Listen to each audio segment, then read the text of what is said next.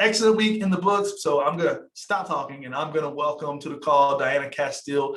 I know her extremely well. She's been here for years. She's helped me tremendously, not just personally in my business, but also with new advisors that I have. She's like my go-to person. I always have new people link up with Diana. She's got such a wealth of knowledge when it comes to getting new people started. So I pick her brain all the time. So I'm going to stop talking now and I'm going to let you pop in here, Diana, and do your thing and shower us with the knowledge. We're ready to receive it. Thank you very much, Omar. Thank you. I am honored and humbled to be on this call and chatting with you guys today. I was very surprised and honored when Stephen asked me to host the call today. So I'm really grateful to be chatting with you guys today. I gotta admit though that I am hot as fish grease right now, that I am not in Cancun with the folks that are down there right now. Those daughters keep posting all those pictures down by the beach and sending me text messages. We miss you. The one that kind of got me right in the heart was when I got the message from the airport by some of my friends. Hey, where are you guys? And I was like, I am at home. We are not there. Thank you very much for reminding me. But it also really, put in perspective for me, because I can tell you one thing, that this girl right here is not going to be missing the trip to Ireland. And that's something that I wanted to talk to you guys about today. The changes that we have put into place, or I can really say that myself, on what I'm going to be doing to make sure that I don't miss that trip. And the first thing that I want to talk about is exactly that, is that change happens in a heartbeat. That there is no power in intention. It's like if my husband came home and said, you know what, honey, I thought about bringing you some flowers, but I didn't. A thought without actually following through on that is just that. It's nothing. So if you're going to make a change, then make the change and just get it done. That it's as simple as that. So that's the first point I want to get through to you guys today. Whatever it is that you're going to do, just commit to doing it. And so that's what I have done. I've made the commitment that this is what I'm doing. That I'm making the change into my schedule and into making changes into my habits. So that's number one. Commit to whatever it is that you're changing, and then not, well, I'm going to do this or I'm going to do that. Commit to that change. Number two, we're going to talk about is being aware of the snowball effect of overthinking. Now, stay with me. I just ride out this with me, because I'm talking to myself here. And for those of you who know me, I have been a perpetual overthinker. And all of y'all that are on the call here, let's just accept the fact that we are a group of smart people.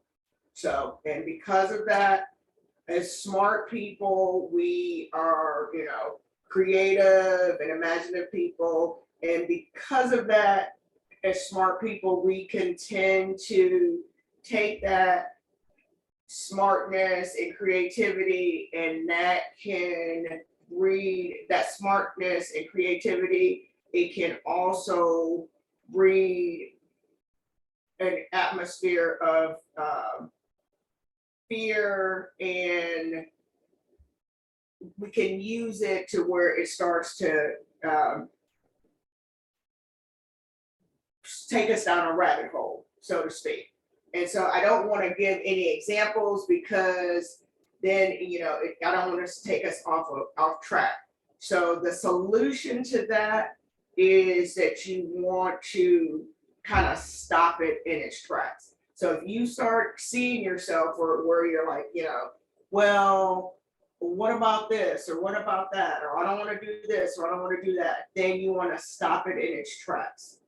And for me, it's good to have like a pen and a piece of paper at the side of the bed. So we get because at night a lot of times is when it can be the worst, to where you just it's late and the world is starting to quiet down, and so then your mind starts to kind of race and get overwhelmed with a lot of stuff that you're thinking about.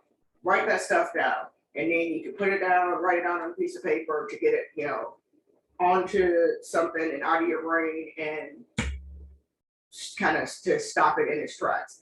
The other thing that I have found that's been really helpful is that I've got somebody that I can call and be like, okay, whoop, hey, you know what? Talk me down off my overthinking ledge.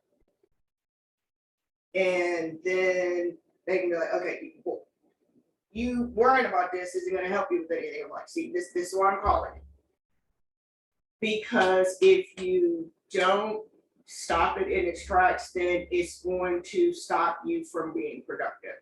Because the overthinking isn't going to help you to get to where you want to be successfully. It's not going to do anything. It's not going to help you. Overthinking it isn't going to make you any more productive. Does that make sense? Worrying about it isn't going to help you with anything. So what's the purpose of it besides causing you wrinkles and giving you an ulcer? So stop it. I love how Stephen uses the Bob Newhart episode. Stop it. Stop it. Stop it. Stop it. This is me. I mean, stop it. So that's number 2. Be aware of the snowball effect of overthinking. It is the catalyst for a lot of us smart and creative people. Is the overthinking and the handcuffs that it puts on us. Number 3 is do one thing at a time. I'm going to say that again. Do one thing at a time. Multitasking is a myth. I'm really good at multitasking. Now, you just convinced yourself that you're splitting your focus on too many different things. When you do one thing at a time, then you do that one thing, you give it the focus that it needs, then you can be present in that moment and allow it the attention that it needs. And you can be more focused and effective on the thing that it needs to have. And you can be more efficient and focused on what it is that you're doing. And I'm going to say that again. When you do the one thing that you're trying to do, then you can be more focused and you can be more efficient. It is impossible to be present in the moment and oriented when you're losing the focus and attention on multiple things. It is statistically and scientifically impossible to give the attention that you need to multiple things. I will fight you on it. Yeah, I said it. I did. You cannot be your best and get the focus that you need to multiple things. Number 4, practice ignoring negative thoughts. Because when you have those negative thoughts, that's all it is. It's a thought. It can't hurt you if you don't let it.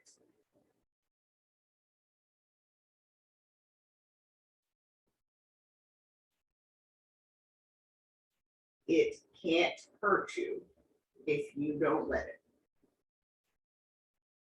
Whatever trauma you may have from your childhood, whatever that argument that you may have had from this morning with your spouse or your significant other, that's a contrary to what they may say. As a wife, I can tell you it is a thought, not still an argument.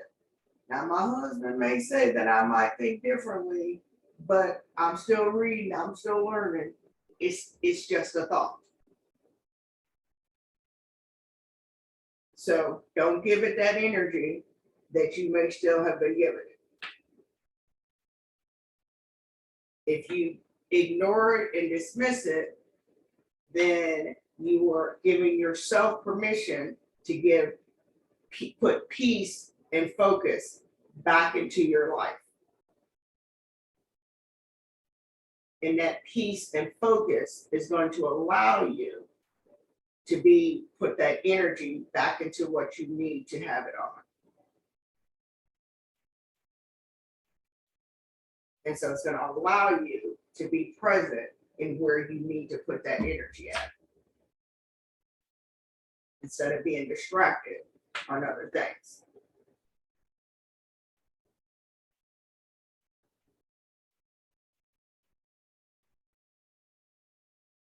I know some of y'all, yeah, I know, I hear you. I hear you. But it's just a thought. Number 5, opportunities and encouragement come from people. People are the delivery vehicle of encouragement. Let me say that again. People are the delivery vehicle of encouragement. So if you think your life is becoming worse and worse, then you need to kind of evaluate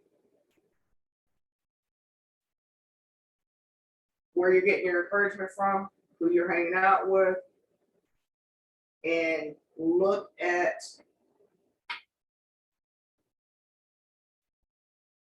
the people that seem to be like who it is that seems to, have it all, or the people that, well, you know what? They just, like, the sun just seems to be, rising and setting on these people. Like, why is it that, everything just seems to be going their way? Or, like there are some people, those people that you just like, you just, some of them, it's like, I don't know, I just want to kind of wring their neck, because every time I turn around, they just can't seem to lose. They just can't seem to make a mistake. What is it about this person that instead of being mad at those people or envying them, then figure out, try and get around them or the people that they're around, because opportunities and encouragement come from people. Because people are the delivery vehicle of encouragement.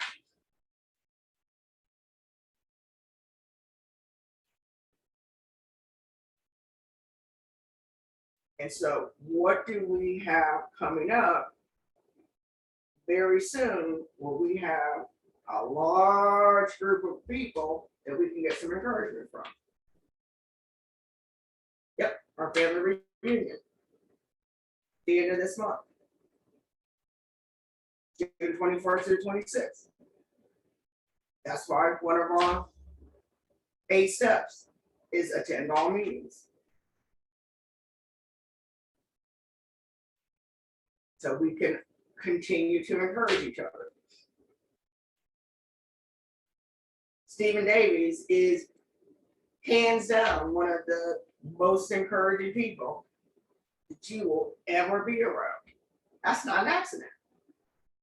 It's also why he's one of the most successful people that I've ever met in my entire life.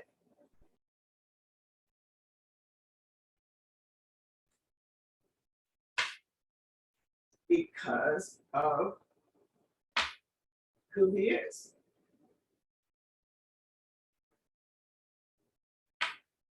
And last but not least, number 6, invest in your business. If I asked you, who would you trust most in the world, what would your answer be?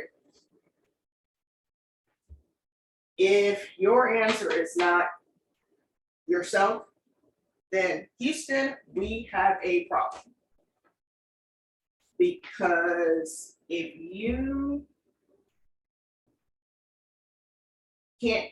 don't want to invest in yourself, or your first thought isn't to invest in you, then how do you think that somebody else is going to invest in you as well? When I started, and it's always, it still makes me laugh when I talk to new agents and I tell them how, I mean, like I was bad. I was bad on the phone when I started out. Like, I was so bad, like I'm still surprised that Holly and Steven did not like just cut the cord on me, because I was burning up their money and leads. I really thought they were gonna fire me. But I was putting in the work. So they just continued to invest not just their money in leads, but also their time, because it's a twofold investment. We're investing time and money. And so that's what we want to make sure that we're doing is when we're investing in our business. So if you're new as an agent, you want to be investing in yourself. And then if you are an agent like myself that has other agents that you're helping, then we're investing both ways. Because we have this blueprint that's been laid out in front of us by, Holly and Steven, that they've shown us, how to do this. But both investing with our time and with our resources to help other agents with being successful. Look at what, Brandon and Ashley are doing with the agents that they're helping, getting moving forward. So we want to make sure that we're always continuing to, pay it forward with the agents that we're helping to get moving forward, because scared money don't make money. None of us have gotten to where we are on our own. And we can't continue to move the needle forward without continuing to invest in ourselves and in others. And, I've had different ones that have called me and we've had conversations, and it's like, well, what does that look like? Yeah, I've been in, Texas, and I've been in, South Carolina, and I've got some other trips that I'm going to be, making, going different places. My time and resources, it looks different for different ones, but ultimately we have to be investing across the board. We'll tell our agents, well, you need to set up appointments with your to call and go through your ATM with your friends and family so that you can do the practices. Absolutely. But then we also need to be making sure that we're getting them the resources so that they can make the dials like I was talking about when I got started, because they also need to be putting in those practice dials. That's what our part looks like.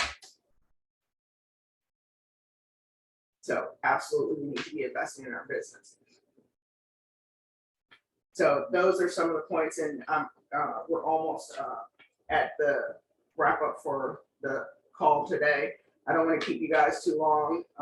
I really, again, I appreciate being able to chat with you guys today. Those are some of the points that I wanted to cover today. Some of the changes that I have made and addressed with my business so that I can make sure that I am going to be on that Ireland trip. I'm gonna put my number here in the chat for those of you that don't have my number. Please feel free to reach out to me if you need to. I know that a lot of you have it, but you're always more than welcome to call me, text me, send up smoke signals. My phone is literally always on.